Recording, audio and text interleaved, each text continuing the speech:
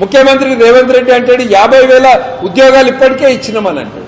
మరి Telangana public service commission వెబ్సైట్కి పోతే ఇప్పటి వరకు 14,000 ఉద్యోగాలకు నోటిఫికేషన్ ఇచ్చారు. 14,000 ఉద్యోగాలకు నోటిఫికేషన్ ఇస్తే నువ్వు 50,000 ఉద్యోగాలు ఎట్లా ఇచ్చినావు?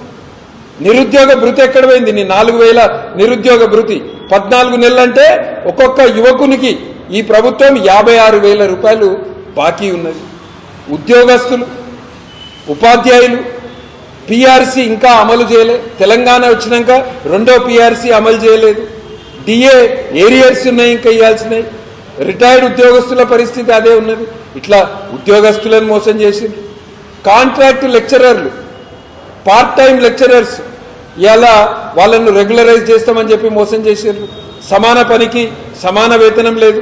మొన్న మనం చూసినాం ఏదైతే సమగ్ర శిక్ష అభియాన్ ఉద్యోగులు దాదాపు నెల రోజులు ఈ రాష్ట్రంలో ప్రతి జిల్లా కేంద్రంలో నెల రోజులు వాళ్ళు దీక్షలు చేసిండ్రు. వాళ్ళ సమస్య పరిష్కరించలే. ఎమ్మెల్సీ ఎన్నికలు కాంగ్రెస్ పార్టీకి గుణపాఠం చెప్పాలి రాబోయే ఎమ్మెల్సీ ఎన్నికల్లో.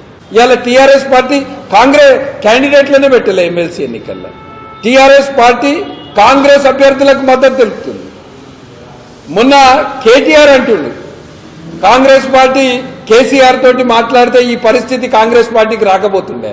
అంటే కాంగ్రెస్ పార్టీ టీఆర్ఎస్ పార్టీ రాబోయే ఎమ్మెల్సీ ఎన్నికల్లో ఒకటై బీజేపీ అభ్యర్థులను ఓడగొట్టడానికి ప్రయత్నం చేస్తున్నారు. ఇది చాలా క్లియర్గా అర్థమవుతుంది. నేను అందరినీ కోరేది, పట్టభద్రులను, ఉపాధ్యాయులను అందరినీ కోరేది ఒకటే, ఈ ఎమ్మెల్సీ ఎన్నికల్లో కాంగ్రెస్ పార్టీకి గుణపాఠం చెప్పాలి. ఈ ఎమ్మెల్సీ ఎన్నికల్లో బీజేపీ అభ్యర్థులను పెద్ద ఎత్తున గెలిపించండి. బీజేపీ మీకు అండగా ఉంటుంది.